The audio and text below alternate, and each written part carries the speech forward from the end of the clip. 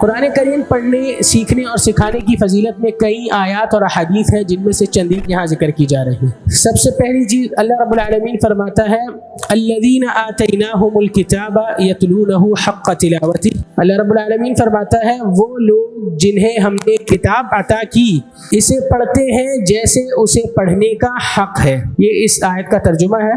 تو اس آیت میں یا تو ہمیں یہ بتایا جا رہا ہے کہ جنہیں اللہ رب العالمین نے کتاب عطا کی وہ اس کو ایسے پڑھتے ہیں جیسے اس کو پڑھنے کا حق ہے، اور تجوید کا تعلق انہی حقوق سے ہے کہ کتاب اللہ کا کیا حق ہے کہ ہم اس کو کیسے پڑھیں، اس کی ادائیگی کیسے ہو۔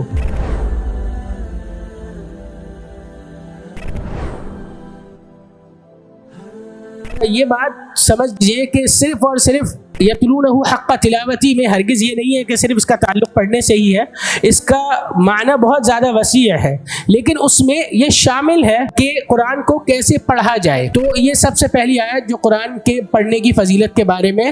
دوسری آیت اللہ تعالیٰ فرماتا ہے بے شک جو لوگ اللہ کی کتاب پڑھتے ہیں اور نماز قائم کرتے ہیں اور جو کچھ ہم نے انہیں دیا اس میں سے پوشیدہ اور ظاہر خرچ کرتے ہیں، وہ ایسی تجارت کی امید رکھتے ہیں جس میں جو کبھی برباد نہیں ہوگی، جس میں کوئی خسارہ نہیں۔ مطلب آپ سب جانتے ہیں کہ ہم میں سے ہر کوئی چاہتا ہے کہ وہ ہمیشہ فائدے میں رہے اور ہمیشہ اسے پروفٹ ہو، کبھی وہ خسارے میں نہ جائے۔